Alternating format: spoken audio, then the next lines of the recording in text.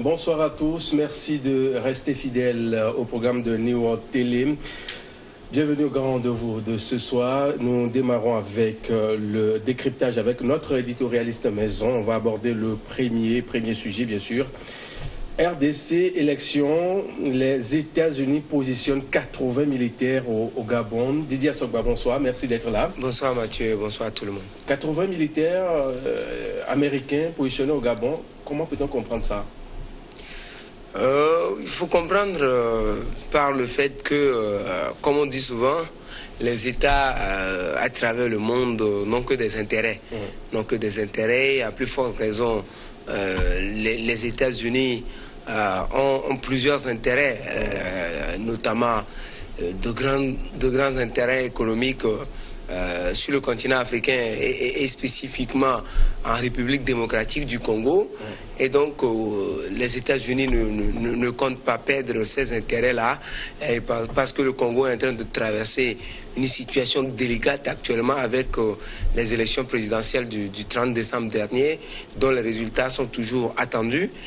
Les États-Unis ont certainement les résultats, tout comme l'Union africaine et d'autres puissances encore. Ils ont les résultats. Maintenant, on sait que à l'interne, le pouvoir ne se décide pas encore à ce que les résultats soient proclamés, les résultats soient diffusés officiellement. Et donc, les États-Unis, ayant des intérêts en République démocratique du Congo et jugeant on va dire, comment on dit ça, la légèreté de la situation, de la volatilité, voilà le mot, de la situation sécuritaire en République démocratique du Congo, décide donc de positionner des éléments de forces armées américaines pour la protection des citoyens américains, également des intérêts américains sur le territoire congolais, même si c'est une mesure véritablement à critiquer et à voir. Mais quand on parle de la souveraineté de chaque État, avec ce positionnement de 80 soldats américains des États-Unis au Gabon, est-ce qu'on peut parler en cet instant-là de la souveraineté? Oui, c'est que chaque pays est autonome, doit organiser l'élection avec ses moyens de bord, comme ça se doit. Non, oui, organiser les élections, ça n'est une chose. La souveraineté également, une autre chose. Mais, comme je dis, c'est une décision critiquable. Critiquable dans la mesure où la République démocratique du Congo jouit de sa souveraineté. C'est un État indépendant depuis bientôt 60 ans. Un État indépendant, souverain, et qui doit gérer sa destinée et gérer sa destinée comme bon lui semble. Voilà. Maintenant, si les États-Unis envoient les militaires pour sécuriser les citoyens sur place, si également les intérêts américains, on se demande de quoi se mêlent finalement les États-Unis. On peut poser cette question. Mais également, très souvent, les États, entre eux, se passent des accords. Des accords sont signés, notamment des accords de coopération militaire où les États-Unis envoient des militaires assister l'armée de tel et tel autre pays, l'armée égyptienne, l'armée gabonaise, l'armée sud-africaine, Les États-Unis envoient des militaires, tout comme la France d'ailleurs, envoie des militaires dans le cadre des accords de coopération militaire, des accords de coopération sécuritaire, pour aider les États à gérer également, à maîtriser les situations sécuritaires, quand on sait qu'en Afrique, les armées, les forces de l'ordre et de sécurité n'ont pas souvent les moyens également, toutes les compétences requises pour gérer certaines situations sécuritaires. Donc, si les États-Unis décident d'envoyer ces militaires, c'est certainement dans un cadre légal. Et ce cadre légal-là peut être un accord de coopération militaire que les autorités congolaises ont eu à conclure avec les autorités américaines. Mais moi je dis, les États-Unis vont beaucoup plus tôt en besogne, selon moi, parce que le président américain aurait dû attendre à ce que la situation dégénère d'abord et qu'elle soit incontrôlable avant d'envoyer ces militaires. Mais comme fait, et cette décision peut être une décision dissuasive,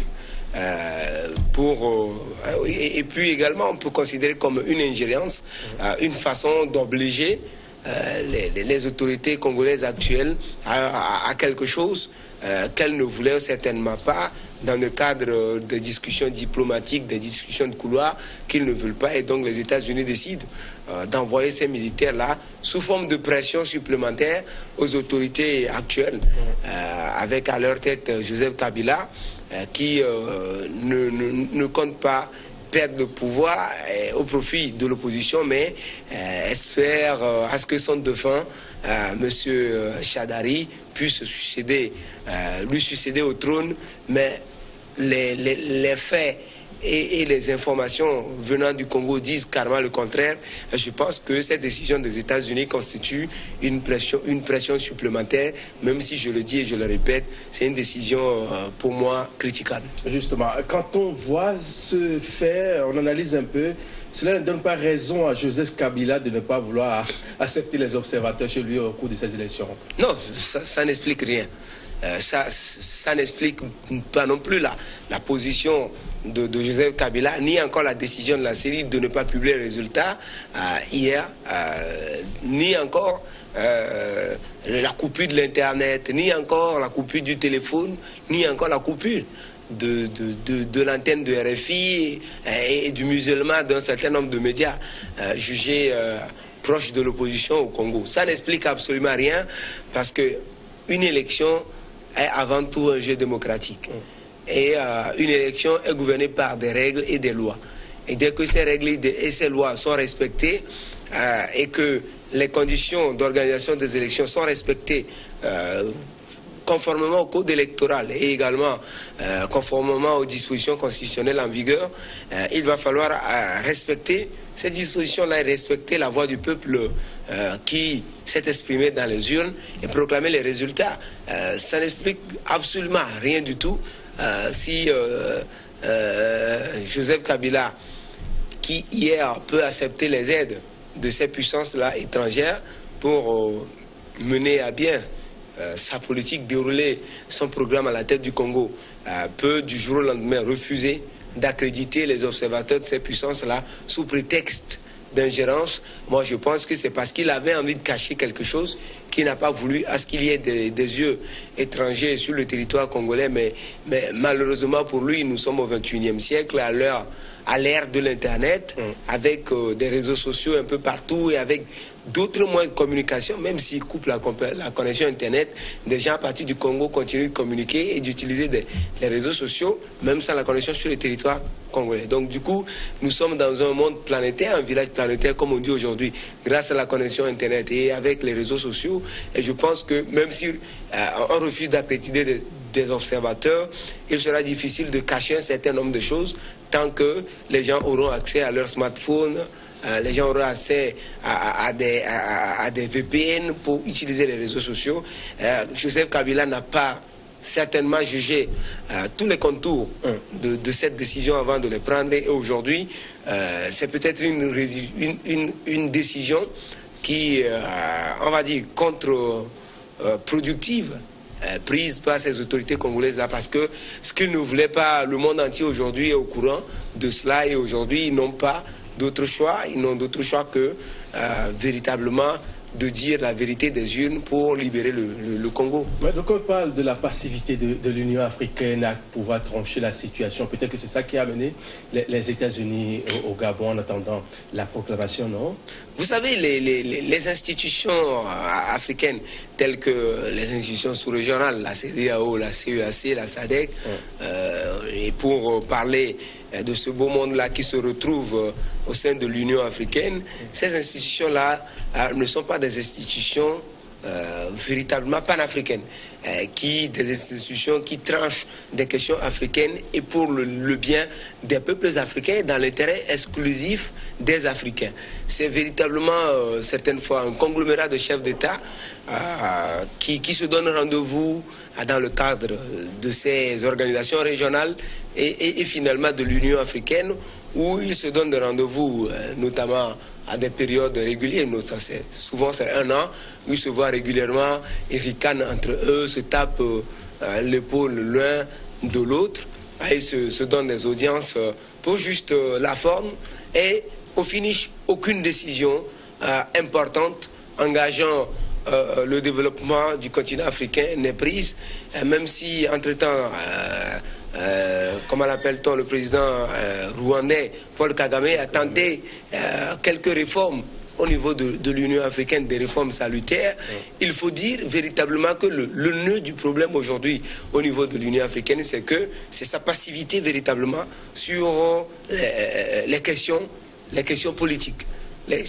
Quand on est dans des situations politiques, l'Union africaine et toutes ces organisations sous-régionales des membres peinent à trancher ces questions politiques-là dans les États. Et après, quand ça dégénère, ils appellent au calme, au dialogue et tout, mais après, on comprend qu'ils n'ont pas les coups de franche, ils n'ont pas le courage de dire la vérité à leurs collègues et à leurs collègues présidents d'en face que tu ne fais pas bien, il faut faire les choses dans les normes. Et après, quand ça dégénère, on essaie de colmater les brèches par ces hypothétiques dialogues un peu partout sur le continent qui ne marchent pas. Donc, véritablement, des situations du genre, l'Union africaine, on l'a entendu, son chef de mission d'observation a appelé les autorités congolaises à proclamer la vérité des unes que tout le monde connaît.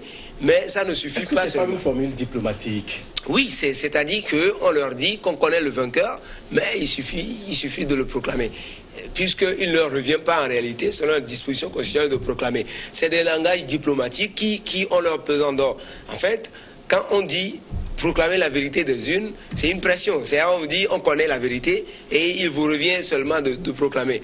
Que de dire il faut tout faire pour que la vérité des unes soit garantie. Mais quand on leur dit de proclamer, c'est parce que l'Union africaine aujourd'hui estime que la vérité est connue de tous et qu'il faut juste la dire. Donc c'est des pressions, c'est des langages diplomatiques, sauf que l'Union africaine ne peut pas aller proclamer le vainqueur à la place de la CENI ni encore des autorités congolaises. Donc aujourd'hui, l'Union africaine, certes, est dans une sorte de passivité, dans une sorte d'incompétence, on va dire, mais il va falloir que des situations du genre arrivent les chefs d'État africains à faire des réformes nécessaires au niveau de l'Union africaine et également des organisations sous-régionales, de la CEDEAO, de la CEAC, de la SADC et ainsi de suite, pour que dans des situations du genre, ces organisations aient, on va dire, un mot à dire, des avis à donner qui doivent s'imposer, des avis qui doivent s'imposer aux États membres pour que l'Afrique connaisse une stabilité politique dans tous les États. Alors Didier Assogba, est-ce qu'avec cette présence militaire au Gabon pour le compte de la RDC, le lendemain de la proclamation des résultats au Congo, ne sera-t-il pas mouvementé? Oui, ça... les signes précurseurs? Oui, les signes précurseurs, c'est ce que l'État congolais lui-même fait. L'État congolais lui-même est en train de donner le signal comme quoi il est en train de préparer quelque chose. Je veux dire, si je dis l'État congolais, je parle du pouvoir sortant. Le pouvoir de Kabila. De Joseph Kabila, en coupant la connexion Internet pour empêcher les citoyens de communiquer, en coupant le téléphone, le réseau téléphonique pour empêcher les citoyens de communiquer entre eux, et en empêchant même des regroupements de 2 à 3 personnes. Donc, au Congo, tu ne peux pas sortir avec ta femme ensemble. Les soldats vous tirent, les gaz lacrymogènes d'essuie vous tabassent. Donc, ça veut dire que le pouvoir sortant lui-même est en train de préparer la violence et en train de préparer les esprits à se mettre dans la violence, ce qui n'est pas normal. Ce qui n'est pas normal. Aujourd'hui, les élections ont eu lieu finalement après 2 ans de pouvoir supplémentaire pour Joseph Kabila. Aujourd'hui, la vérité des unes est là, les résultats sont disponibles, tout le monde le connaît. L'Église catholique l'a même dit publiquement. Aujourd'hui, il va falloir que le président de la CENI fasse garçon, qu'il prenne son courage à 2 mains, qu'il dise à ses patrons qu'il n'est pas possible de truquer des choses, de tripatouiller encore les choses. il n'est pas possible de faire autrement parce que le monde entier connaît aujourd'hui la vérité et que la vérité des unes soit véritablement proclamée et que le Congo tourne la page, Kabila tourne la page de la transition et que le nouveau président soit installé et que le Congo, riche pays de l'Afrique, cet État continent, très riche de par ses ressources naturelles, de ses ressources minières et minérales. Mais aujourd'hui, la RDC se trouve classée parmi les pays les plus pauvres de la planète Terre, ce qui est ahurissant. Il va falloir donner une chance à l'État congolais de connaître un développement. Alors, quel serait bien sûr l'apport de ces puissances-là pour quand même garantir un lendemain calme de la proclamation des résultats? Non, l'apport... Il ne suffisait pas d'envoyer un bataillon militaire? Non, l'un de là, on ne peut pas aller jusque-là. Je dis, les États-Unis ont envoyé seulement 80 militaires. 80 militaires par rapport à la taille de la RDC, c'est rien du tout.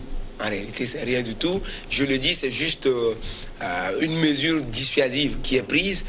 Il revient à Joseph Kabila de comprendre qu'après toutes ces années passées au pouvoir, près de 17 ans de pouvoir, il est encore jeune, il n'a qu'à partir. Si les Congolais le veulent, ils vont le ramener.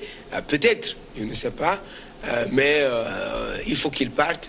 Il laisse la chance à d'autres de gérer et d'aller organiser véritablement, s'il veut forcément que son parti revienne à la tête du Congo, qu'il parte pour réorganiser son parti et conquérir le Congo dans 5 ans, pourquoi pas.